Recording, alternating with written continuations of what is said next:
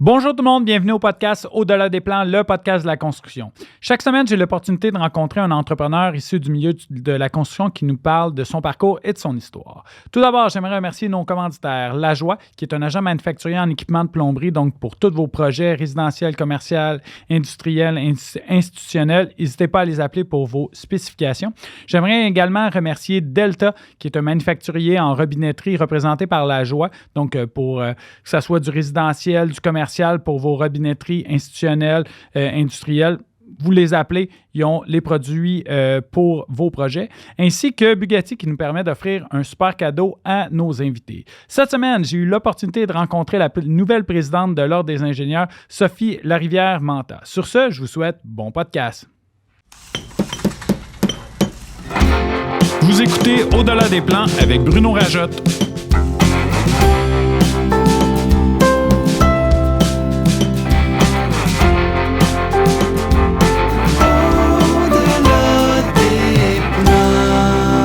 Le podcast de la construction.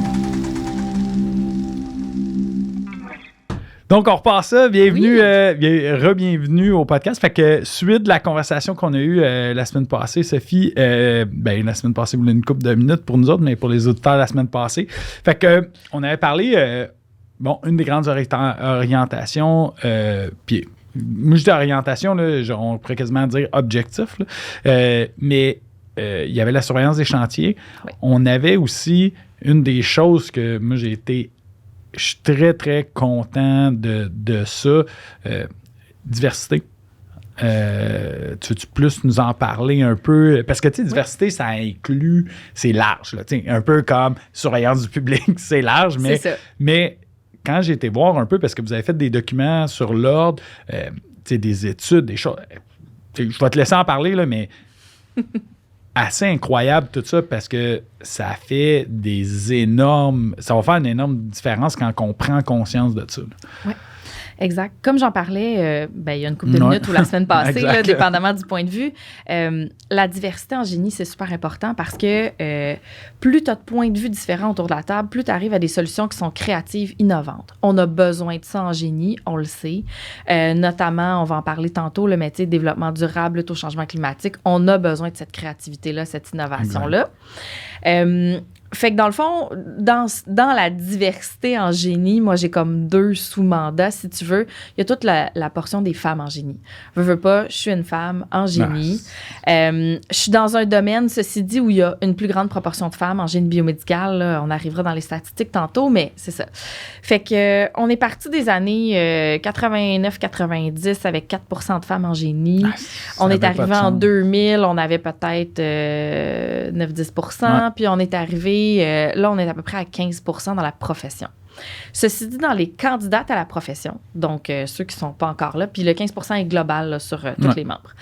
On est à 21,6% des nouvelles candidates à la profession. Fait que déjà, on se rapproche. Quand on regarde à l'université maintenant, il y a certaines universités qui ont atteint le 30% d'inscription. Puis pourquoi on parle de 30%? C'est parce que Ingénieurs Canada s'est donné un objectif de 30% de femmes inscrites à la profession en 2030.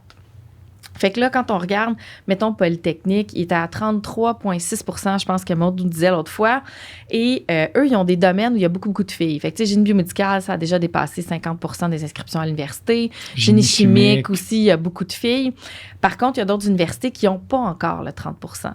Fait que, tu sais, quand on regarde d'ici 2030, on essaye de s'en rapprocher, mais en tout cas, on continue de faire beaucoup, beaucoup d'efforts pour essayer d'atteindre ça. Fait qu'on espère avoir plus de femmes en génie.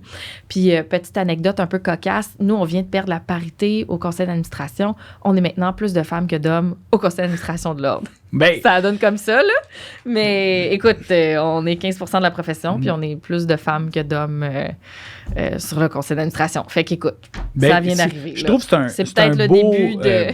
bon, c'est pas planifié, évidemment, c'est ça, là, mais c'est des élections, mais je vois que ça veut changer. Puis, tu sais, moi, je me rends pas compte de ces affaires-là, mais j'ai eu je sais pas si tu avais eu le temps d'écouter le fameux podcast sur les femmes dans la construction. C'est le podcast que je me fais le plus parler. Tu tu sais, il y avait des enjeux de discrimination. Puis là, j'étais comme, hey, c'est incroyable. Puis moi, je pense, faut pas que ça devienne un frein à les femmes dans le milieu du génie parce que, un peu comme tu as dit, je veux pas qu'on se coupe plein de points de vue à cause d'une coupe, excuse-moi le terme, de colons qui font de la discrimination. Mais tu sais, les statistiques sont moi j'appelle ça alarmant. Tu sais, il y a tout le monde que je parle, toutes les femmes que je parle qui ont vécu dans le milieu de la construction, puis là, évidemment, j'ai eu à côtoyer beaucoup plus de femmes en dû au fait que j'étais dans la profession. Mais tu sais, ils ont toutes subi de la discrimination. Et puis ça, il faut que ça arrête. Alors, on a fait une étude, le guide des femmes en génie. Puis tout ça, c'est parti d'une statistique. On a découvert, on s'en doutait, là. Il y a 45% des femmes en génie qui disent avoir subi de la discrimination. Dans la population générale, c'est 15%. Donc là, on s'est dit, OK, mais tu sais, ça n'a comme pas de bon sens. Évidemment, tu sais, dans le temps, on le sait pas. C'est tout arrivé en début de carrière il y a longtemps, puis maintenant, il y en a beaucoup moins. On suspecte que c'est c'est probablement un des liens. Mais là, on s'est dit, OK, mais nous, on va faire un guide sur les femmes en génie pour justement aller chercher l'expérience de certains employeurs qui ont su aller bien intégrer les femmes, faire qu'ils se sentaient à l'aise. Fait que là, on a pris plusieurs beaux exemples, on a mis ça là-dedans, puis on s'est dit, bon, mais là, on va en faire la publicité auprès des employeurs en génie parce qu'il y a des barrières pour les femmes. Non seulement, c'est difficile de trouver des mentors parce qu'il n'y a pas tant de femmes que ça dans la profession. On le voit, il y en a de plus en plus, mais il n'y en avait pas tant que ça avant. Fait que pas de mentors, pas de modèle. Fait que ça, c'est toutes des barrières pour les femmes. T'sais, les femmes ne viennent pas en génie parce qu'il n'y a pas de femmes en génie, mais à un moment donné, il faut briser le cycle puis y arriver. Fait qu'on a fait le guide des femmes en génie pour essayer justement d'aider les employeurs à comprendre un peu plus la réalité des femmes, puis tout ça, puis voir, c'est ça, comment ça arrivait. Puis, tu sais, de la discrimination, là, c'est à plusieurs niveaux. Là. Il y en a qui n'ont pas eu de promotion, il y en a, c'est des avantages autres que le salaire, tu sais, conciliation travail-famille, plein de choses, les mandats qu'ils ont. Fait que, tu sais, il y a plein de choses là-dedans. Il faut vraiment le décortiquer puis aller lire le guide pour comprendre un peu plus cette statistique-là, mais c'est quelque chose qui nous a énormément préoccupés. L'autre chose qu'on fait aussi, c'est qu'on s'est dit, parfait, tu sais, nous, on va aller chercher plus de femmes. Bien, premièrement, il y a une pénurie de main-d'œuvre. Fait qu'on ne peut pas se couper d'aucun bassin de bons candidats. On devrait aller partout. Fait que là, nous, on a un programme pour la relève en génie. Donc, nous, on a plusieurs initiatives à différents moments, parcours scolaires des filles en génie. Puis quand je dis les filles, oui, c'est vrai, on les cible, mais les gars, les filles, là, quand on va dans une classe au secondaire, c'est tout le monde. Là. C'est ça, c'est tout le monde. Fait qu'on commence au secondaire, on a des activités secondaire 1, 2, 3 puis 4. On a 3 activités actuellement où on envoie un ingénieur pendant 1 heure dans une classe. Puis là, c'est vraiment un contexte de gestion de projet. Tu as une boîte, tu as du matériel. Et là, on dit aux jeunes, parfait, vous allez faire un filtre. Vous en allez en forêt, vous devez survivre, vous devez filtrer votre eau, vous devez créer un filtre. Et là, dans cet exercice-là, chaque équipe, finalement, représente un pays. Et c'est pas tout le monde qui a le même argent pour construire le filtre. C'est pas tout le monde qui a les mêmes données techniques non plus pour le faire. Là. Écoute, il y en a, c'est dans une langue que même moi, je peux pas lire. Là. Fait que tu vois qu'il y a des gens qui sont désavantagés à travers ça. Puis l'objectif, c'est vraiment de créer un contexte de gestion de projet. Fait qu'il y a une rareté également au niveau des matériaux. Fait que tu as un magasin en avant où tu viens acheter des matériaux. Puis il n'y en a pas nécessairement assez pour tout le monde. Il y en a qui vont devoir en prêter à d'autres, faire des échanges. Fait que tu as à la fois, dans ce cas-là, c'est secondaire 4, tu as des échanges internationaux, tu as du partage d'expertise, tu as tout ça. Ça les met vraiment en contexte de sciences appliquées, de gestion de projet. Puis c'est la vraie réalité d'un ingénieur. Parce que ce qu'on voit beaucoup au secondaire, c'est des sciences appliquées. C'est pas des sciences appliquées, c'est les sciences, vraiment les notions scientifiques. Tandis que nous, ce qu'on arrive, c'est vraiment des notions de sciences appliquées. Fait qu'on vient dire, le génie, il est partout, il est dans tout. Voici comment vous pouvez l'appliquer chez vous. Tu sais, l'activité en secondaire 1, c'est que tu es dans un bidonville puis tu vas amener de la lumière. Fait que tu as une fibre optique, une bouteille d'eau, une boîte en carton, puis tu downloads sur ton téléphone un luxmètre, puis tu essaies d'éclairer le plus possible la boîte à l'intérieur, tu sais. Puis pour te donner une idée, moi, je l'ai faite en team building au lac à l'épaule avec les directeurs puis les gens du conseil d'administration. Puis les gens m'ont dit, écoute, même moi, j'ai appris des notions scientifiques dans cette activité-là. Le fait de le faire en groupe, d'avoir des matériaux OK, tu sais, on fait quoi? Puis là, je ne veux pas donner de solution parce que, non, hey, ne vole pas les on punches, s'entend, exact. Mais c'est vraiment super bien monté. Fait que, tu sais, on va chercher les jeunes très, très tôt. On a d'autres activités au niveau du cégep où on va faire des méditigénies, on va les rencontrer, on leur explique c'est quoi les possibilités dans le génie. Pendant la pandémie, on a même continué, là, tu sais, c'était un ingénieur avec une étudiante en génie. L'étudiante en génie pose des questions, mais elle apporte aussi sa vision de c'est quoi les études en génie. Fait que là, vraiment plus au cégep, on va leur expliquer c'est quoi les études en génie, c'est quoi que tu peux faire en ingénierie par la suite. Les gens s'inscrivent à ça, posent des questions, c'est par thématique en fonction des domaines de génie. Fait que tu peux en apprendre encore plus. Puis, évidemment, bon, à l'université, on est là, on est sur les campus, l'Ordre des ingénieurs, tu sais, voici ce qu'on fait, nous, à l'Ordre. Fait qu'on les prend vraiment à différents moments de leur parcours scolaire. Puis, on va les voir dans leur milieu avec des choses qui les intéressent. Fait que c'est... En tout cas, moi, j'adore ça. J'en faisais avant d'être présidente, j'en fais encore maintenant. Je trouve ça extraordinaire ce qu'on peut apporter là-dedans. Puis, ben on espère les intéresser, là, évidemment, à la profession, que ça soit, c'est ça ou d'autres choses. Le domaine du génie, après ça, ça reste que c'est leur prérogative. Puis, ils vont se trouver une passion, puis ils vont trouver où est-ce qu'il y a du génie là-dedans. Puis, comme je te disais tantôt, là, le site Place pour toi. Oui, non, c'est certain. On va le mettre au bas du podcast. Il y a des fiches par type de génie. Tu sais, ils vont t'expliquer qu'est-ce que tu peux faire en génie mécanique, c'est quoi les débouchés là-dedans. Puis, tu sais, je pense qu'il y a 30 fiches, quelque chose, je dis n'importe quoi, là, c'est peut-être 25. Là. Il y a plusieurs types de génie. Tu as même des questionnaires qui t'amènent un peu dans différents types de génie qui pourraient t'intéresser. C'est ça. On essaye vraiment d'aller voir les jeunes dans leur milieu, comprendre un peu leurs besoins, puis comment on peut les amener là, avec nous à faire le parcours, dont notamment les filles.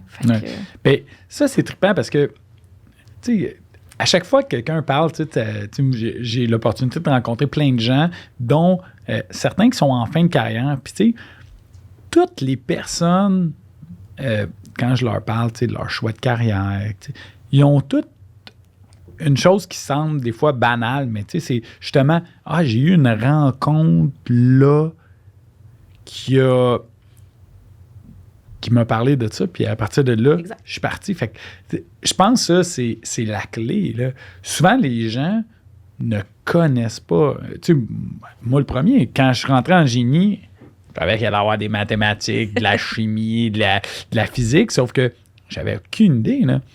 Et c'est un moment donné, dû au fait que je souper de famille, puis là, ma mère elle me dit un tel, il est ingénieur. Ah ouais, oui. Ah ouais, t'as commencé tes études en génie, puis tout ça. Je dis oui. Mais il dit, là, on s'assoit, petit verre de vin, puis là, commence à parler, puis là, je fais, hey my God, c'est trippant, ça. C'est vraiment trippant. Puis là, il me dit, ouais, il y a ça, mais tu sais, j'ai fait ça. Puis là, j'étais comme, oh my God. OK, on peut vraiment faire. Mais tout ça a commencé, puis il a commencé avec une phrase, t'es là-dedans. Fait que je pense que vous faites la bonne chose. Ça va intéresser les jeunes. Puis, on est rendu combien de membres? On a-tu passé le cap du 75 000?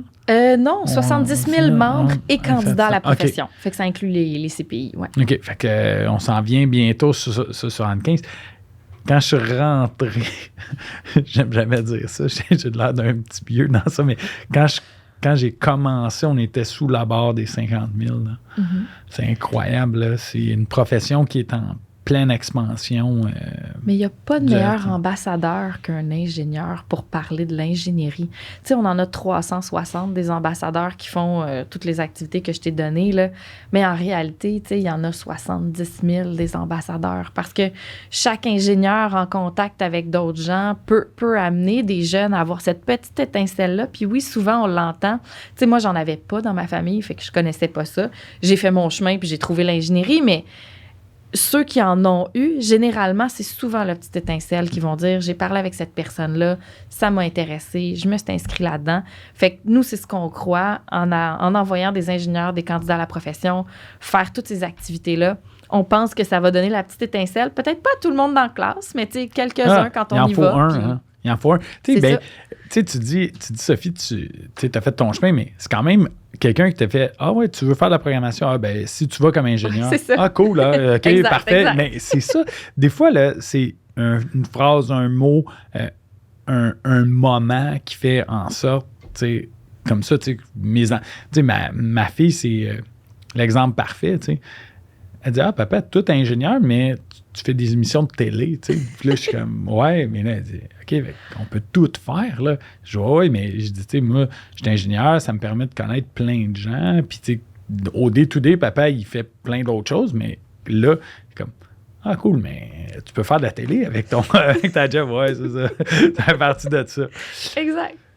Mes enfants aussi voulaient être ingénieurs, mais maintenant, ils veulent être grutiers. Cette semaine, c'est le métier. On verra éventuellement. Exact. Bon, ils ont du temps pour changer. Puis même comme grutier, j'ai 2 amis qui sont grutiers, en fait, qui gèrent des projets de grues, d'installation de grues, puis ils signent des plans de vie pour l'installation des grues. Fait exact. Ils peuvent être ingénieurs. C'est ça, on verra bien. Au niveau de la diversité, il y a aussi tout le volet immigration. Oui.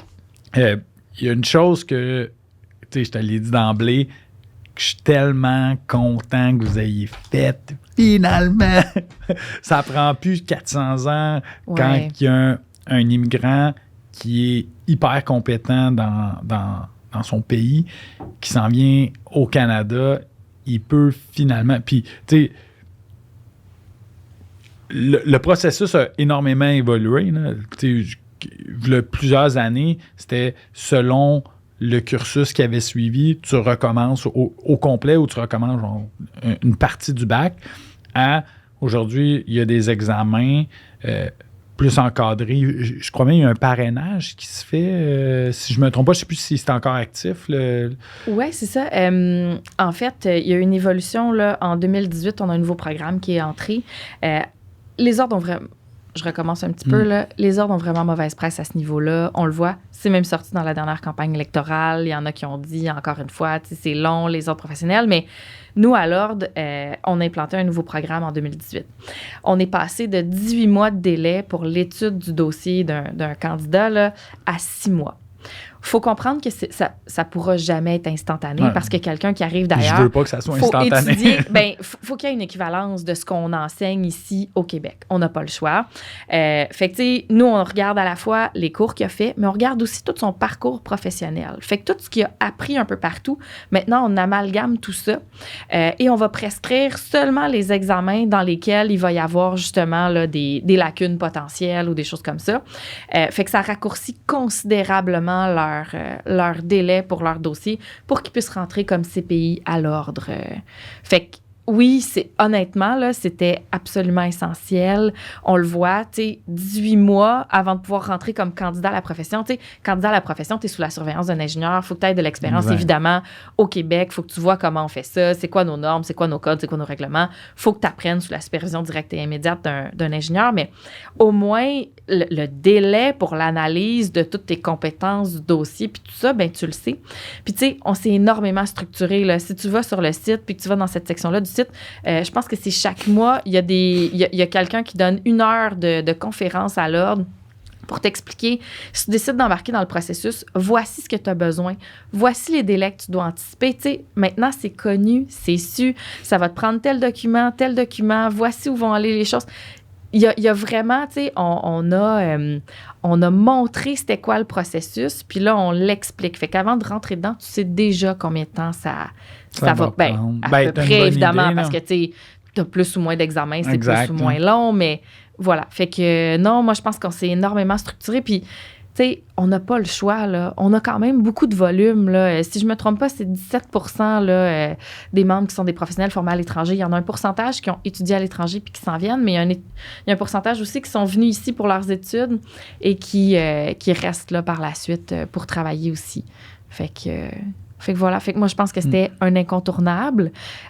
Puis comme je le disais, on a besoin d'une diversité de points de vue. Pour moi, ces gens-là sont importants aussi là, dans la profession puis au sein de la profession. Oui. Puis, tu sais, on a une population vieillissante. Tu sais, il y a tout le volet entrepreneur, transfert d'entreprise. Tu sais, moi, je dis tout le temps, c'est bien beau, là. Tu sais, on est un petit monde, là, mais... la population est baby boom, là, ça a monté, puis après ça, on s'est rechuté. Là.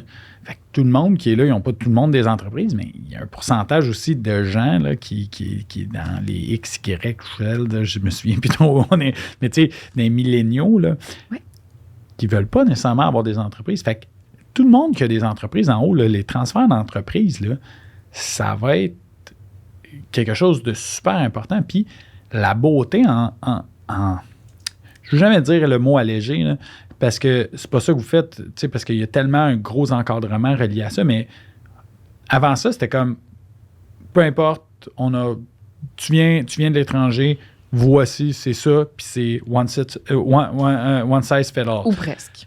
Là, beaucoup plus, mettons, formation, je dirais plus à la carte selon les expériences et tout ça. C'est quelqu'un qui a 30 ans d'expérience versus quelqu'un qui ça fait 2 ans qui est sorti à l'étranger.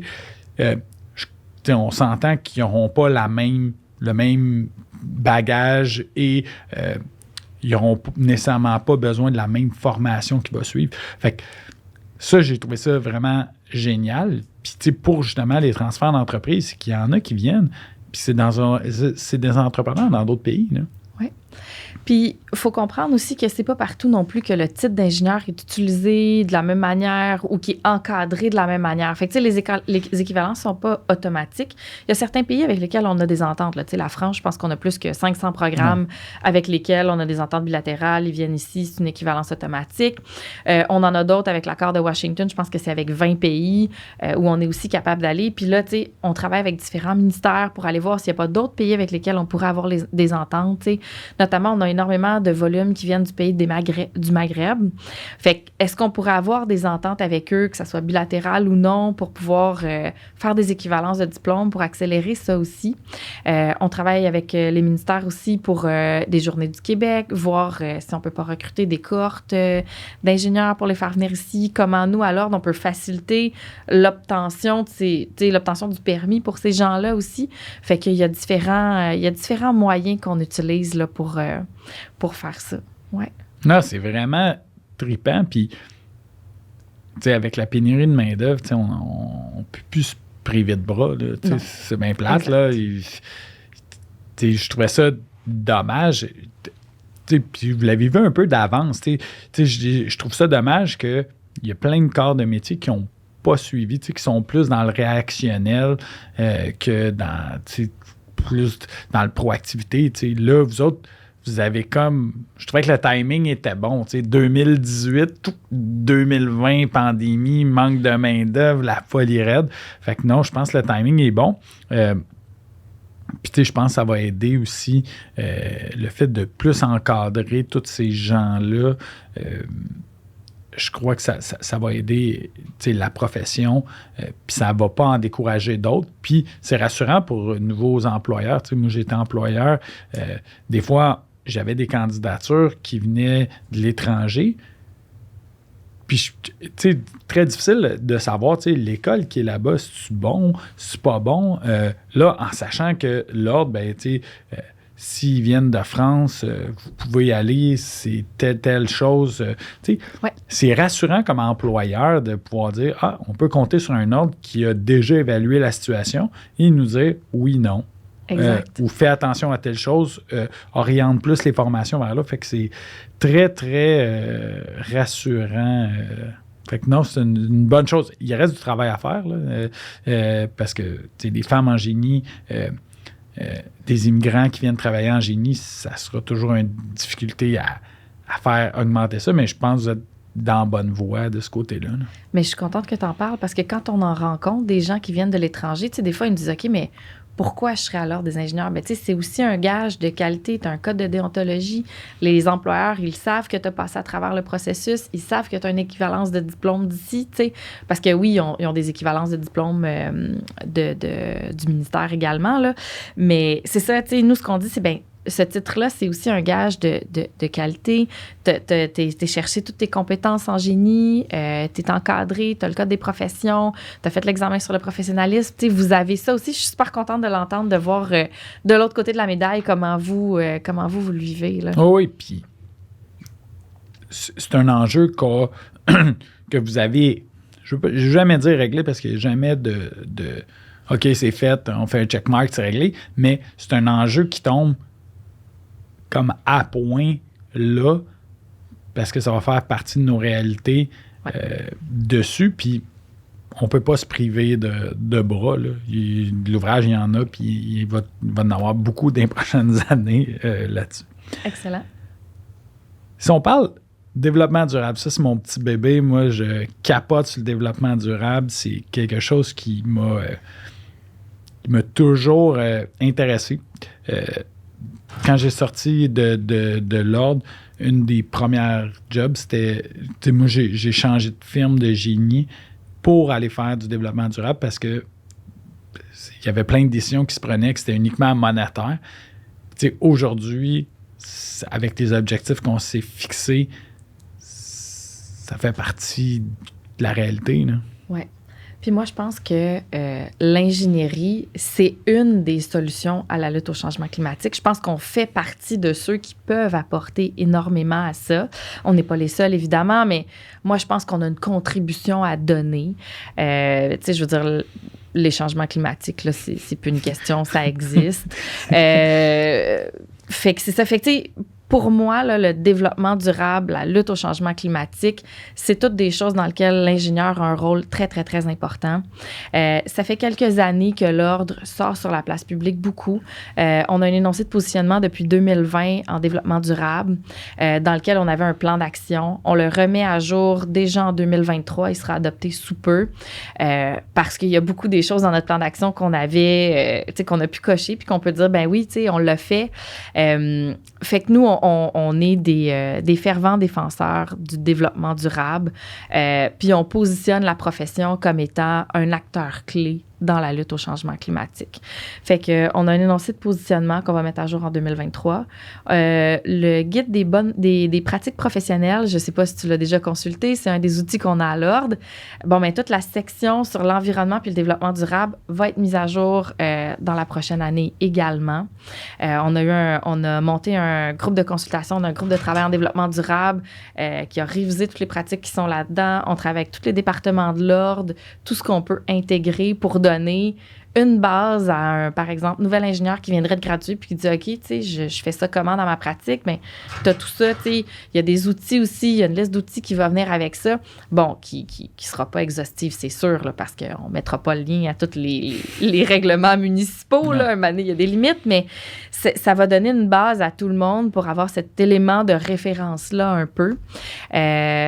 Puis, c'est ça, on est le premier ordre carboneutre aussi.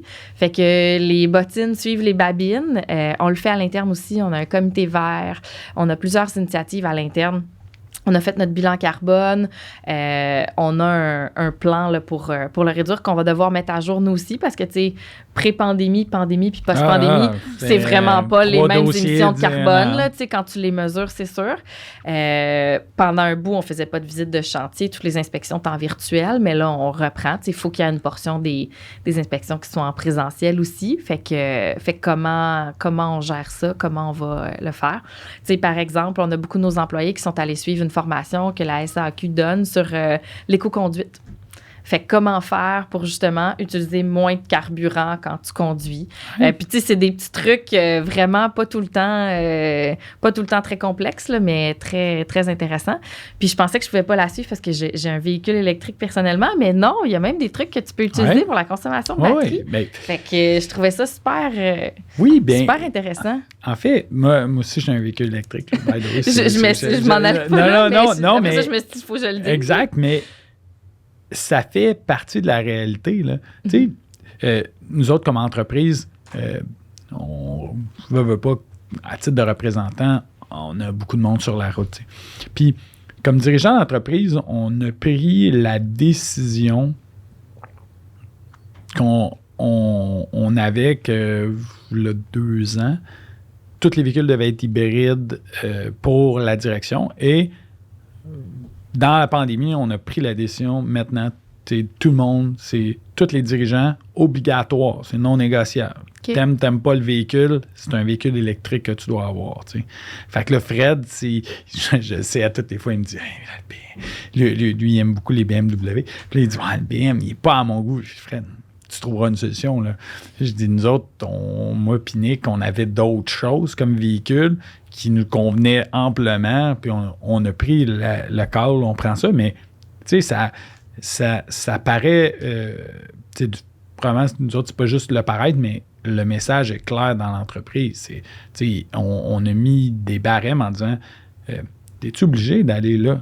Y a-tu quelque chose que tu peux régler par téléphone, par Zoom? T'es-tu obligé de dépenser? Puis là, tout le temps, le monde disait, OK, dépenser de l'argent. Je dis, non, oublie l'argent. On te paye ton auto. Elle est payée. Le point, c'est juste de, tu sais, ton empreinte, là, oui. Carbone, là, si tu restes chez vous, là, puis tu règles le problème. Premièrement, l'important, c'est que le problème soit réglé sur le chantier. Fait que là, il dit, OK, OK. Fait que là, il y a des gens qui ont commencé à couper des visites chez des clients, mais pas le contact humain, c'est pas fait. Là. Il se fait au téléphone, par Teams, Zoom, le logiciel. Fait que tout ça, ces emplois-là, puis des fois, éviter tous ces déplacements-là, ça fait une différence à la fin de la journée. Là. Exact. On peut pas tout couper les déplacements. Là. Ça reste que de la surveillance de chantier, de l'inspection. Il y a des choses qu'il faut faire sur la route quand même. Il y aura toujours une proportion de déplacements, mais on peut réduire. Je ne sais pas si vous voudrez que je dise ça, là, mais notre DG a commencé à venir en vélo l'été. Oui. Il a fait, je pense que c'est 150 km au total pour venir aller-retour presque tous les jours au bureau en vélo. Il s'est dit, bon, ben, tu sais, moi aussi, transport actif, écoute, c'est un modèle. J'ai trouvé que c'était vraiment un bon move de sa part. Puis, tu sais, il avait envie de le faire pour lui, pour être en forme. Puis, il a décidé qu'il embarquait là-dedans. Fait qu'il y a plein de belles initiatives aussi qui sortent à l'interne. Puis, on échange beaucoup aussi là, sur le développement durable. Fait que, ouais, on y croit. Puis, je pense que c'est super important là, de former aussi. On va avoir une belle formation qui va sortir là, en 2023. C'est une formation qui a été faite en partenariat avec Université Laval, Ouranos, pour 3 autres professionnels. Les urbanistes, les architectes, les ingénieurs. C'est un 15 heures de formation qui va être disponible à travers la plateforme. Et ça va être sur le développement durable, principalement dans les bâtiments, je crois. Pour un peu aussi aller éveiller tout le monde. Tu sais, ça fait des années qu'on a des obligations déontologiques dans le code de déontologie, notamment la protection de l'environnement, de la vie, de la santé. Puis là, dans notre nouvelle version du code de déontologie qui, on l'espère, sera adoptée bientôt, on réécrit même les obligations en lien avec le développement durable pour que ça soit pas juste implicite dans les autres clauses, mais pour que ça soit explicitement mis. Tu sais, on a cette obligation-là. Si les ingénieurs expliquent pas dans un projet c'est quoi les opportunités en lien avec ça, ou avec l'économie d'énergie, ou avec l'économie circulaire, ou peu importe, tu sais, ne serait-ce que l'adaptation au changement climatique, ben qui va le faire si c'est pas nous qui apportons ça à la table, tu sais? Fait que voilà. Fait que c'est dans ça qu'on s'en va, là. La semaine dernière, j'ai eu j'étais en conversation avec un chargé de projet. Souvent dans les projets, mettons, publics, cet aspect-là du développement durable est plus présent. Je ne veux pas dire omniprésente, mais plus présente. Et là, j'ai commencé à voir des gens dans l'industriel. Puis là, on discutait. Puis à un moment donné, je regarde, puis là, je dis... c'est quoi le retour sur investissement? Il y a tout le temps le volet économique. T'sais. Exact. Puis là, il me dit, Bruno, tu vas être déçu du retour sur investissement. Il dit, c'est 53 ans. Puis là, je dis, OK. Mais il dit, tu sais quoi? Je le fais pas pour ça. Ah, ouais. Il dit, non. Il dit, moi, je le fais parce que cette usine-là, là, qu'on est en train de construire, ça va être mes enfants qui vont l'avoir. Puis la journée que mes enfants vont prendre le choix de changer l'équipement, parce qu'il dit théoriquement, mettons, la durée de vie de l'équipement, c'est 40 ans. Fait qu'il dit, retour sur investissement, il n'existe pas. Là. Mais il dit, je veux mettre la dernière technologie possible. Parce que quand mes enfants vont arriver à eux autres changer cet équipement-là, ou peut-être mes petits-enfants, ils vont regarder ça, ils vont dire, OK, grand-papa ou papa avait déjà décidé de mettre ça, wow, ça va devenir le réflexe. Direct, un réflexe de dire parfait, on met l'autre. Fait qu'il dit ce que je suis en train de faire, c'est préparer les futures générations. Moi, bon, oui, je vais diminuer mes émissions de GS, on va économiser de l'énergie, mais il dit concrètement, je ne fais pas d'argent avec ça. Mais il dit je veux plus que ça soit un choix économique, le développement durable. Je veux que ça soit un choix raisonné pour l'avenir. Tu sais. Parce qu'il dit si, imagine, je ne fais pas ce move-là, finalement, cette usine-là, quand il arrive le temps que mes enfants ou mes petits-enfants la reprennent, on n'a plus de besoin. C'est quoi le concret dans ça? Puis là, j'étais comme, wow! C'est sûr. Je dis, je te veux à mon podcast, il faut que tu viennes parler de ça. Il dit, ouais, mais dans le milieu, c'est encore trop... C'est embryonnaire. C'est embryonnaire, puis il dit, parler de ça, t'as de l'air d'un spécial. Mais il dit, c'est sûr que c'est quelqu'un qui est connu dans le milieu, puis il dit, une fois qu'on a un statement là-dessus, mais il dit, tous mes employés sont au courant. Là. Exact. Il dit, il n'y en a pas un. Il dit, à chaque fois, moi, j'ai challenge, qu'est-ce qu'on peut faire qui est plus green? Puis il dit, une des options, il dit, nous autres, on est dans le bâtiment. Il dit, la première chose que je dis tout le temps, c'est la meilleure économie qu'on a au niveau environnemental, c'est de ne pas démolir quelque chose qui est déjà construit. Il dit d'essayer de l'améliorer avec la situation présente. Là, il dit, ça a changé beaucoup. Là. Avant ça, il dit, on avait les budgets pour le faire. Fait qu'il dit, mets la bâtisse à terre, on en recommence un autre. Mais il dit, mettre la bâtisse à terre, là, tout le béton qu'on envoie, il dit ça, non, oui, c'est beaucoup d'argent, mais il dit, c'est sûr, ça me simplifie. Puis, tu sais, moi, quand je construis mon parc immobilier, souvent, j'ai des entrepreneurs qui me disent, Bruno, on devrait la mettre à terre, ce building-là, on va le reconstruire. Puis, je dis tout le temps, non. Mais ça va être plus compliqué. Oui, je suis d'accord avec toi. Est-ce que ça va aller plus vite si on la met à terre et on le construit? Oui, mais je ne suis pas pressé dans le temps. Moi. Par contre, envoyer tout ça au dépotoir de la ville, sais-tu l'impact que ça va avoir?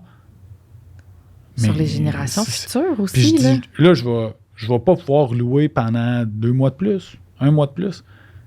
Puis là, il dit, ouais, j'aime ça.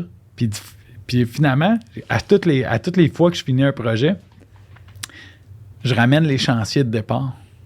Puis là, je dis, regarde, on s'était fixé 2 mois, 3 mois de rénovation. Puis je dis, l'autre échéancier, c'était 2 mois, 3 mois de construction. On arrive dans le même temps. Fait que je dis, là, c'est André qui travaille, c'est lui le général, puis là, il me dit, je dis tout le temps, tu sais, André, on n'a pas perdu de temps, puis on n'a pas fait d'empreinte, puis là, il est comme, my God. Il dit, une chance que tu crois à tes affaires, parce qu'il dit, si tu me suivais, c'est sûr qu'on mettait ça à terre. Mais il dit, c'est vrai que c'est une bonne idée. Puis là, il continue d'autres projets avec d'autres entrepreneurs, puis à toutes les fois, il dit, l'autre fois, je l'ai ramené en meeting. Pourquoi on ne regarderait pas et qu'on ne fera pas un modif? Il dit, j'avais l'air d'une bébite, Bruno. Là. Il dit, j'étais en meeting, tout le monde me regardait en voulant dire, hey, d'habitude, c'est le premier qui dit, on met à appel, mais moi, ça à terre, reconstruit, ça va être plus simple. Mais il dit, c'est ça, c'est faire des petites modifs. C'est de faire connaître aussi ces petits succès-là. Parce que c'est pas toujours vrai que ça coûte plus cher. Tu sais, bon, ton premier exemple, ça coûtait plus cher. Le deuxième, ça prenait pas plus de temps au final. Exact. Au niveau des coûts, je le sais pas, mais fait que c'est vraiment plus de faire connaître ces initiatives-là. Tu sais, notamment, l'ETS a un laboratoire sur l'économie circulaire. Ils sont en train de faire un paquet de petites initiatives pour tester des méthodes qui feraient que soit on récupère les matériaux, soit on construit pour mieux réadapter par la suite.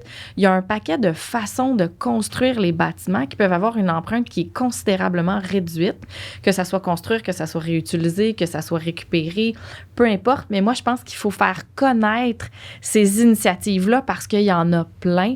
Moi, quand je me promène, tout le monde m'en raconte. Puis, au final, ce que tu te rends compte, c'est juste qu'il y en a qui ne l'ont pas essayé.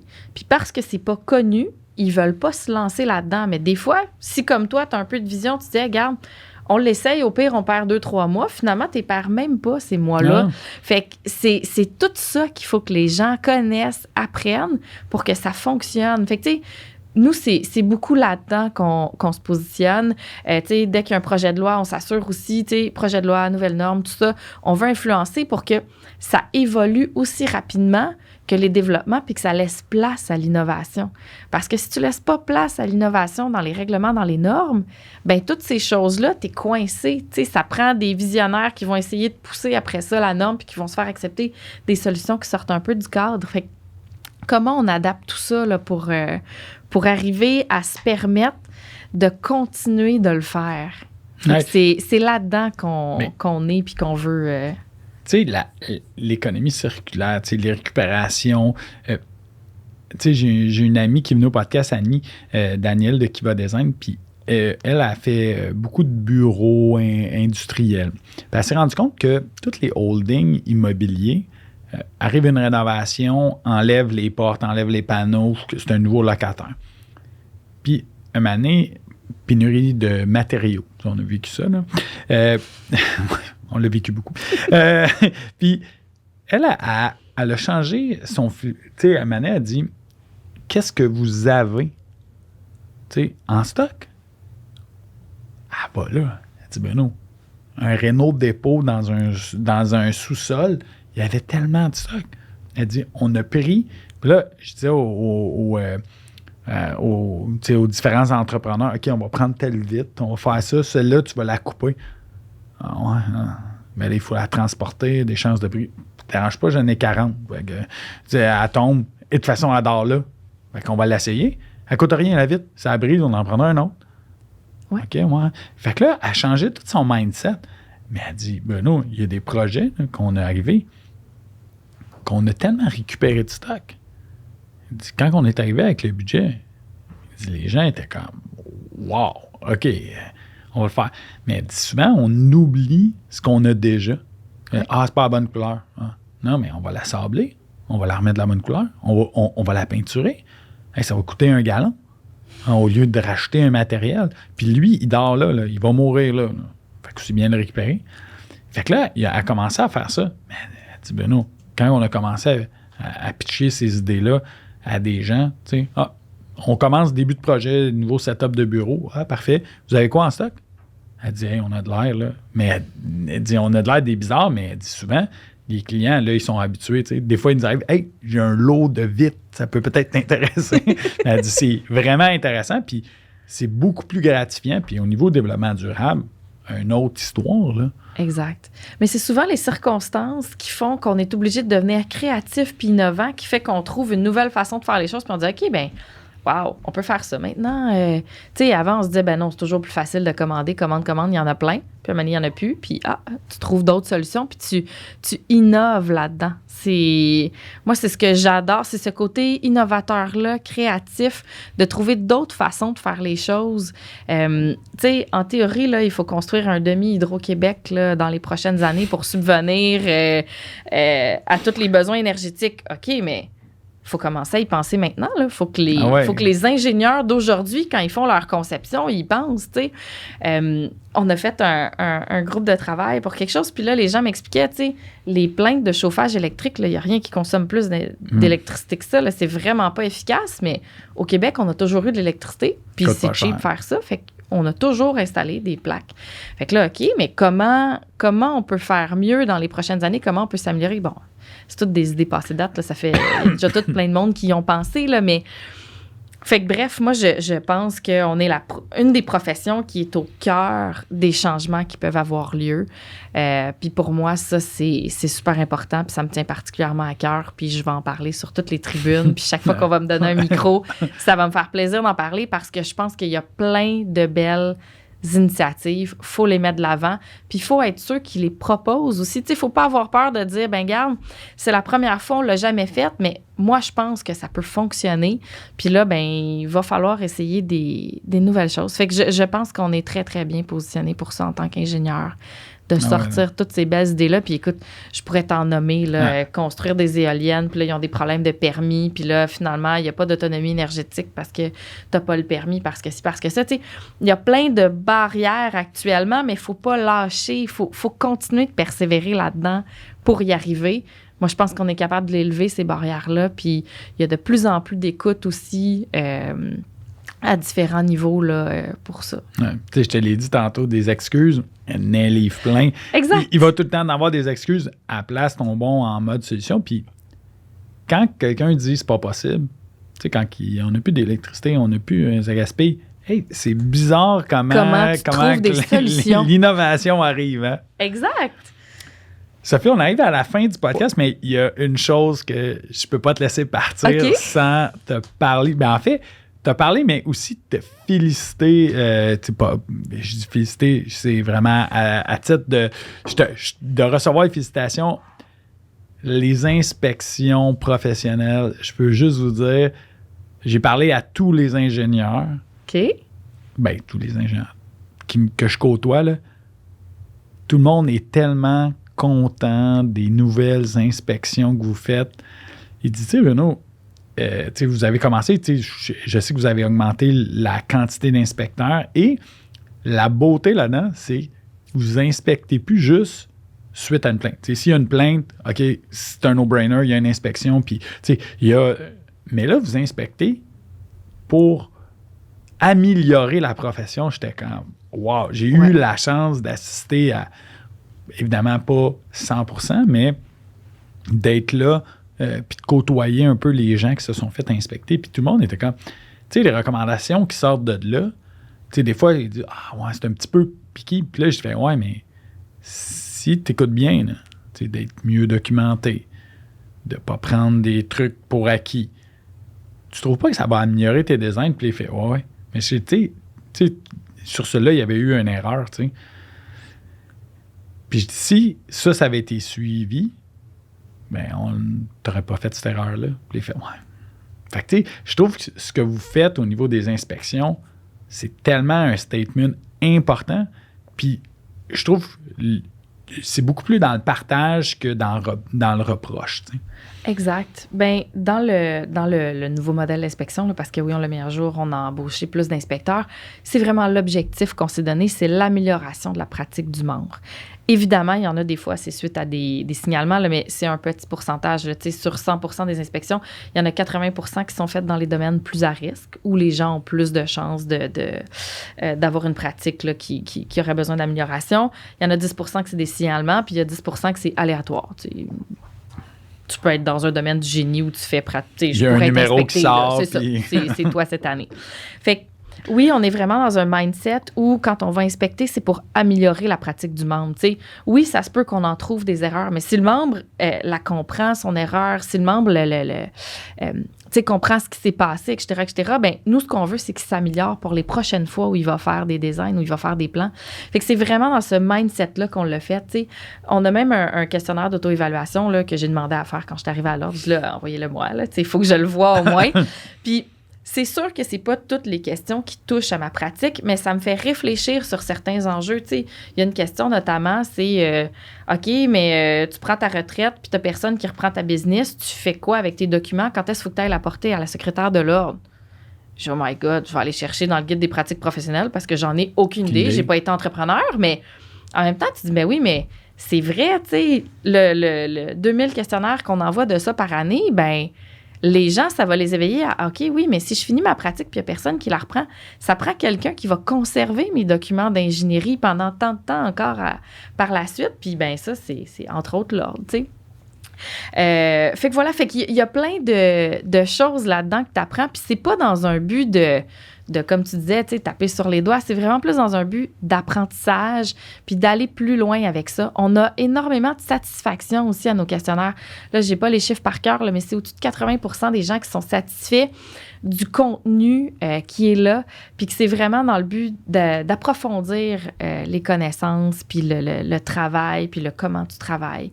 Fait que les gens, c'est très bien reçu, là. Puis même en inspection approfondie, bon, ils sont pas nécessairement contents d'être en inspection approfondie, mais dans le processus, dans le comment on l'explique, puis dans le pour améliorer la pratique, ça, c'est bien saisi par les gens aussi, là. Fait que on est super content du programme d'inspection qu'on a, effectivement. C'est un beau contact avec les membres aussi. Ouais. Puis, tu sais, on veut toujours s'améliorer, nous aussi, là. Fait que, tu sais, comment on va amener un volet plus, peut-être, développement durable dans nos inspections, tu sais. Ouais. Faut réfléchir à tout ça aussi, là. Comment on amène, c'est ça, toutes les pratiques un peu partout. Fait que, là, vous êtes rendu combien d'inspecteurs? Il y en a combien à l'ordre? Je sais que vous en avez...